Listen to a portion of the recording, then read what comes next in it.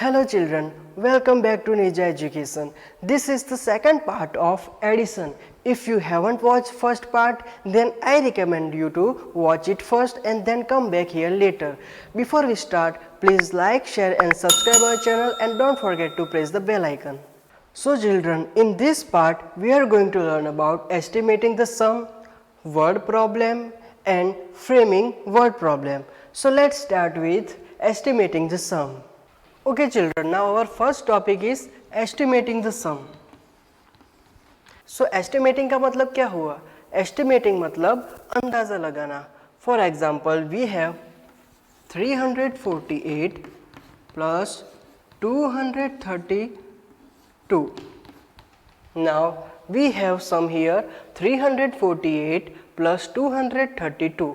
यहाँ पे हमें एग्जैक्ट आंसर नहीं देना है, हमें बस एस्टिमेट करना है, अंदाज़ा लगाना है कि आंसर कितना करीब होगा सही आंसर से. ओके, सो कैसे करेंगे? तो यहाँ पे देखिए 348 मतलब कि 300. ओके, 100 के प्लेस में जो नंबर है वो है 3 और उसकी प्लेस वैल्यू हुई 300 प्लस 232. 100 के प्लेस में जो डिजिट है वो है 2 और उसकी प्लेस वैल्यू हुई 200. सो 300 प्लस 200 क्या होगा? 500, राइट? सो हमारा आंसर 500 से ऊपर होगा, 500 से नीचे नहीं हो सकता क्योंकि 300 प्लस 200 इज 500. इस सम का ओरिजिनल आंसर क्या होगा? So let's do addition. 348 plus 232,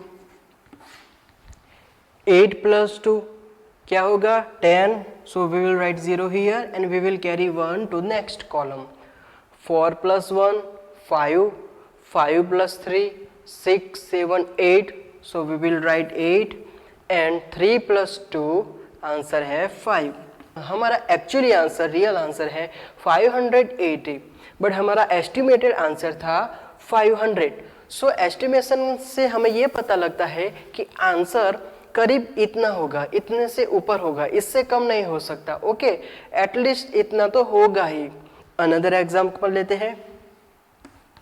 120 plus 212. सो इसका एस्टिमेशन निकालते हैं कि आंसर कितना होगा. ओके, और आंसर कितने से ऊपर होगा. ऑलराइट, आंसर 300 से ऊपर होगा या 300 से नीचे होगा. Whether answer will be more than 300 और less than 300. So how will we find out? कैसे फाइंड आउट करेंगे? सो हम देखते हैं 120 मतलब कि ये हुआ 100. यहाँ पे जो 100 के प्लेस में जो डिजिट है उसके प्लेस वैल्यू है 100. So we will write 100 plus यहाँ पे 100 के प्लेस में जो डिजिट है उसकी प्लेस वैल्यू है 200 क्योंकि डिजिट है 2. सो 2 मल्टीप्लाई बाय 100 आंसर होगा 200. So we will write 200. So 200 plus 100 कितना हुआ? 300.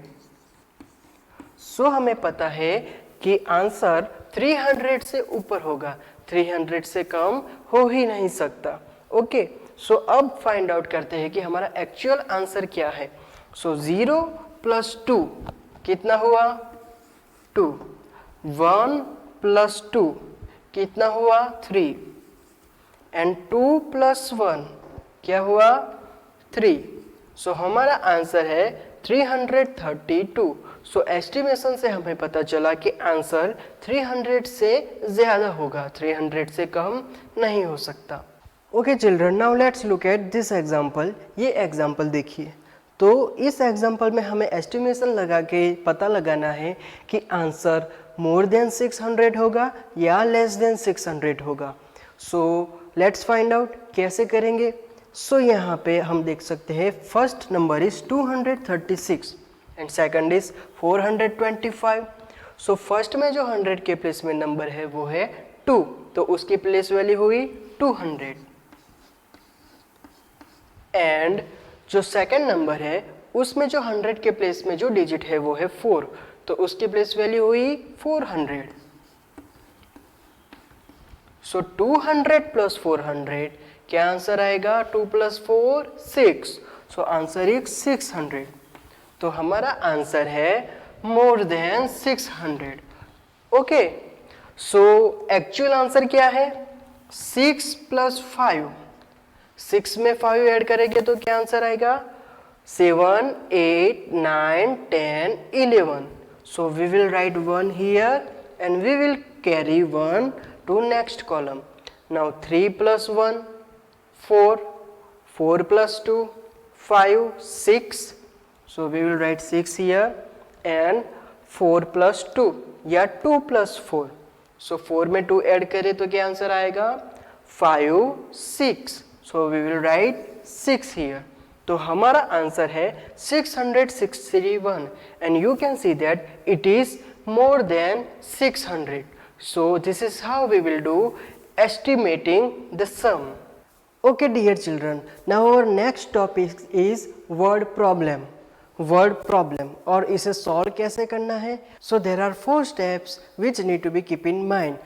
वहाँ पे 4 steps है जो हमें ध्यान रखना है. First step है step 1. Read the problem carefully to understand what is to be found. हमें जो प्रॉब्लम दी गई हुई है, हमें जो एग्जाम्पल दिया गया है, उसे हमें ध्यान से पढ़ना है, ये ढूंढने के लिए कि हमें क्या फाइंड आउट करना है, हमें क्या ढूंढना है. Second step is step 2. Note down the information given in the problem. Problem में जो भी इंफॉर्मेशन दी गई है उसे हमें लिखना है. Step 3. Think and decide what need to be done and do the same. सोचिए और डिसाइड करिए कि हमें क्या करना है और फिर कैलकुलेशन कीजिए. Next step is think about the answer. Does it seem to be the right one. Answer मिले तो उसके बारे में सोचिए कि ये सही आंसर है या नहीं. So let's do a sum. Children, we have an example here. हमारे पास यहाँ पे एक एग्जाम्पल है.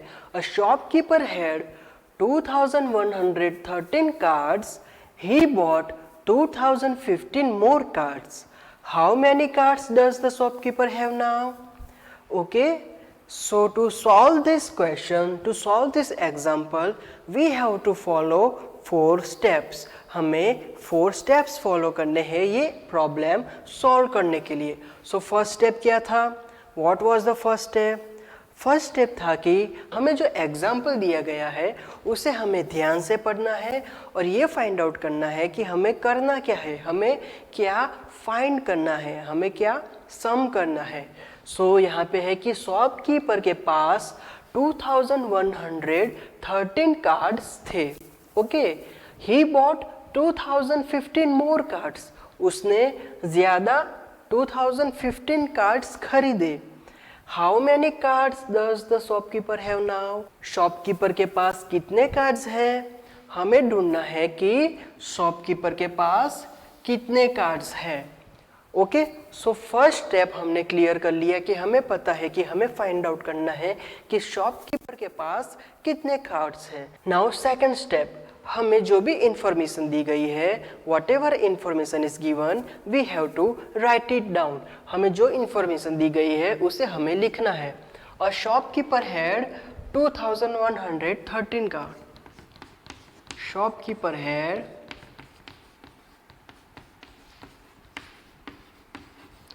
2113 कार्ड्स. और क्या इंफॉर्मेशन दी गई है? He bought 2015 more cards. उसने 2015 ज्यादा कार्ड खरीदे. He bought 2015 more cards. And फिर फाइंड आउट करना है कि कितने कार्ड्स हैं. सो हमारे पास इंफॉर्मेशन है कि उसके पास 2113 कार्ड्स थे और उसने 2015 मोर कार्ड्स लिए. अब थर्ड स्टेप क्या था? थर्ड स्टेप था कि हमें सोचना है कि हमें क्या करना है. हमें ढूंढना क्या है? हमें ढूंढना है कि उसके पास अब कितने कार्ड्स हैं. तो उसके पास पहले इतने कार्ड्स थे, फिर इतने कार्ड्स लिए. तो हमें क्या करना है? हमें समेशन करना है. हम इन दोनों का एडिशन करेंगे तो शॉपकीपर के पास अब कितने कार्ड्स हैं? वो हमें पता चलेगा. If we do summation of these two numbers, then we will have the answer that how many cards shopkeeper have now. So let's do summation. 2113, 2115. Now let's do summation. 3 plus 5. What will be the answer? 5 plus 3. 6, 7, 8. So we will write 8. 1 plus 1. 2. 1 plus 0. 1. And 2 plus 2. 4. So answer is 4128. Now fourth step, last step था कि हमें ये सोचना है कि ये answer सही है या गलत. तो हमें पता है कि this answer is correct. If we do summation of this two numbers, this answer. So this is right answer. So children, you will do more sums like this, and solving word problem is also really easy, right? Now children, look at the second example. There are 1587 apples and 2130 bananas in a fruit shop. How many fruits are there in all? Okay. So fruit shop में 1587 apples हैं और 2130 bananas हैं.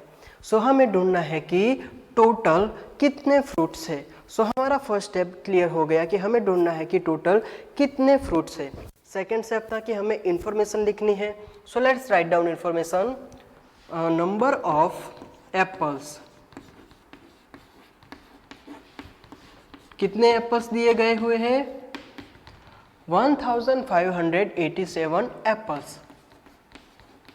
फिर है bananas, number of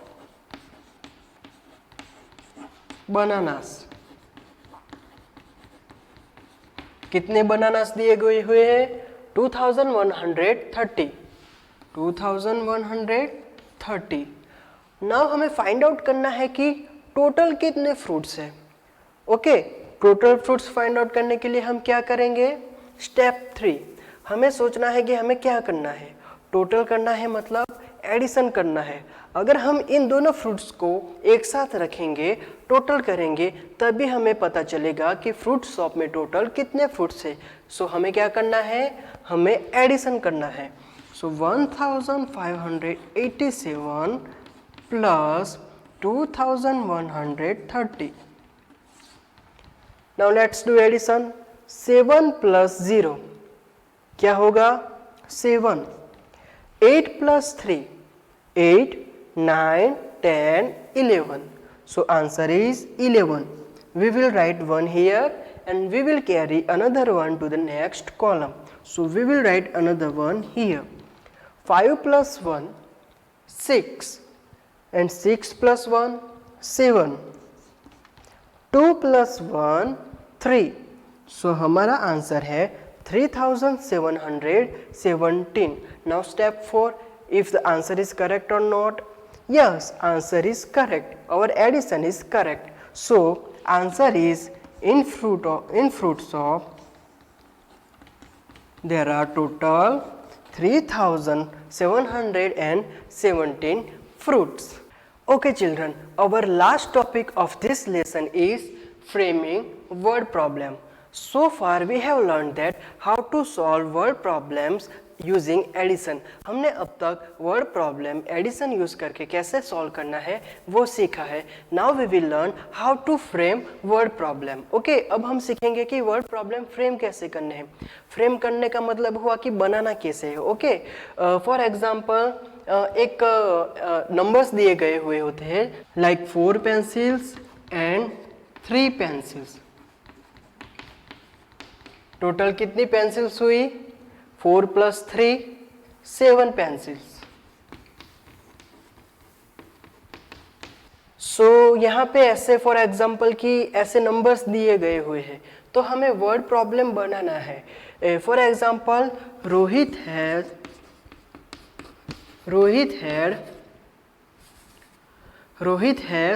4 pencils and Manish has 3 pencils. So there are how many pencils? और how many pencils are there? So children, ऐसे हमें example बनाना है नंबर्स से. For example 9 + 3. 9 + 3 कितने हो गए? 12, राइट? सो हमें वर्ड प्रॉब्लम क्रिएट करना है, वर्ड प्रॉब्लम फ्रेम करना है कि if there are 9 apples in basket and 3 bananas in basket, so total how many fruits are there in baskets. अगर बास्केट्स में 9 एप्पल्स है और 3 बनानास है तो बास्केट में टोटल कितने फ्रूट्स हुए? सो बास्केट में टोटल फ्रूट्स हुए 12. सो चिल्ड्रन, ऐसे ही नंबर्स दिए गए हुए होते हैं तो हमें अपने आप से ऐसे वर्ड प्रॉब्लम फ्रेम करने हैं. इसे ही कहते हैं framing word problems. Easy, right? हम एक और एग्जांपल लेते हैं. We will take one more example. For example 120 + 90. What will be the answer? 120 + 90. 0 + 0, 0. 9 + 2, 11. We will write 1 here and we will carry 1 to the next digit, next column. So 1 + 1, 2, and there is no digit here, so only 2. So 120 + 90 is equal to 210. So हमें word problem कैसे frame करना है? आप अपने हिसाब से कुछ भी लिख सकते हैं. For example, if there are 120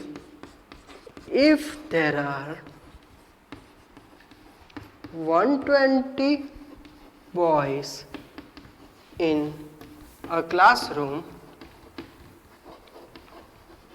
and 90 girls in classroom, so how many students are there in the classroom?